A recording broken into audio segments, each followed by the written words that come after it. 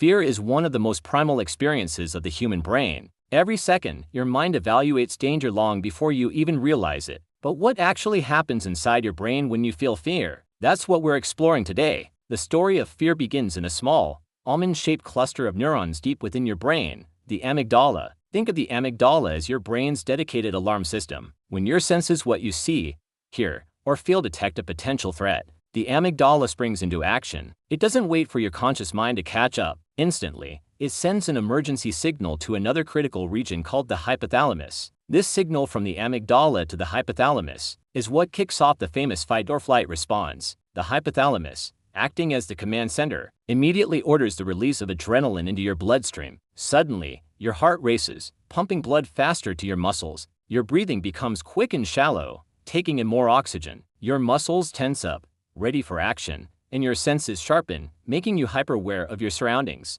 All of this happens within milliseconds, an incredible feat of biological engineering designed to give you the best possible chance of survival. It's an ancient, powerful reflex that connects us to our earliest ancestors. To understand how this reaction can be so incredibly fast, we need to look at the brain's distinct fear pathways. Your brain has a clever two-speed system for processing threats, a fast pathway and a slow pathway. The fast pathway is like a neural shortcut. Sensory information about a potential threat travels from a relay station called the thalamus directly to the amygdala. This route is quick and dirty. It bypasses the thinking part of your brain entirely, triggering an immediate, almost reflexive physical response. It's the reason you jump back from a snake-like object on the ground before you've even consciously registered that it's just a stick. Your body reacts before your mind even knows what's happening. This is your brain prioritizing speed over accuracy, because in a true life-or-death situation, that split-second reaction could be what saves you. Then there's the slow pathway. This route is more thoughtful. Information still goes from the thalamus,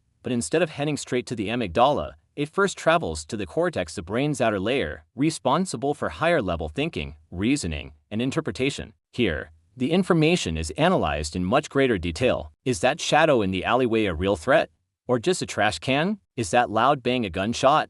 Or just a car backfiring? After this careful assessment, the cortex sends a message down to the amygdala, either confirming the threat and sustaining the fear response, or signaling that it was a false alarm, which allows your body to calm down. The slow pathway is what allows us to learn from our experiences and not live in a constant state of panic. It's the balance between these two pathways that governs our daily dance with fear. Now let's talk about the chemical cocktail that fuels this whole experience. When the hypothalamus receives that urgent call from the amygdala, it orchestrates a hormonal cascade that prepares your body for peak performance. It sends signals down to the adrenal glands, which sit on top of your kidneys. These glands are instructed to flood your body with the powerful stress hormones, adrenaline and cortisol. Adrenaline is the immediate action hormone. It's responsible for the sudden jolt of energy you feel. It increases your heart rate, elevates your blood pressure, and boosts your energy supplies. Cortisol, on the other hand, is the longer-acting manager of the stress response. It works to sustain the body's heightened state by increasing sugar in the bloodstream for a ready source of fuel, altering immune system responses. Together, these hormones put your body into a state of high alert. Your pupils dilate to let in more light, improving your vision.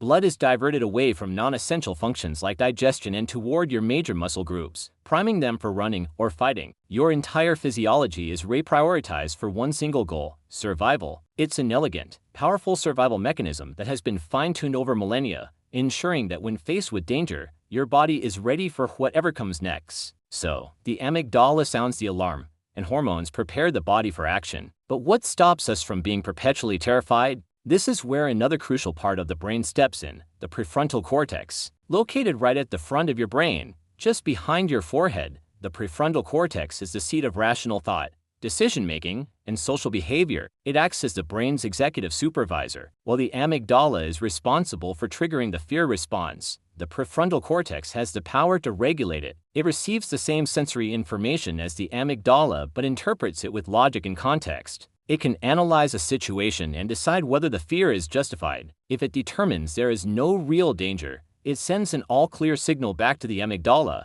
essentially telling it to stand down. This is what allows you to calm yourself down after a sudden scare or to consciously push through a fearful situation, like public speaking. However, this regulatory system isn't foolproof. Under conditions of intense or chronic stress, the prefrontal cortex can become overwhelmed. The constant barrage of alarm signals from the amygdala can effectively weaken its ability to regulate, leaving the more primal, reactive amygdala in control.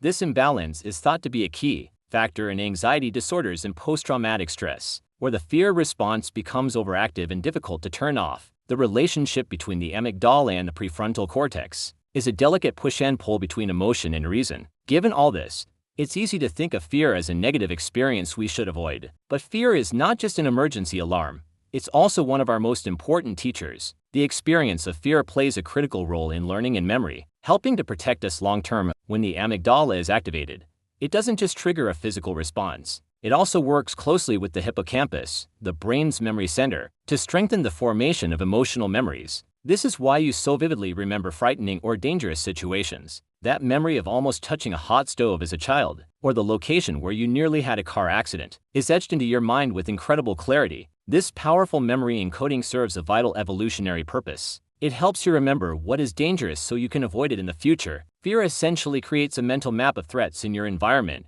guiding your future behavior to keep you safe. So, in a way, fear is a form of survival intelligence. Understanding the mechanics of fear in the brain is not only a fascinating journey into our own biology but also provides crucial insights that can help us better manage stress, cope with anxiety, and even heal from trauma. The human brain is a vast universe, full of mysteries waiting to be explored. This is just the beginning. To continue this journey with us and dive deeper into the architecture of the mind, make sure to subscribe to NeuroNoir. Thanks for watching, and we'll see you in the next one.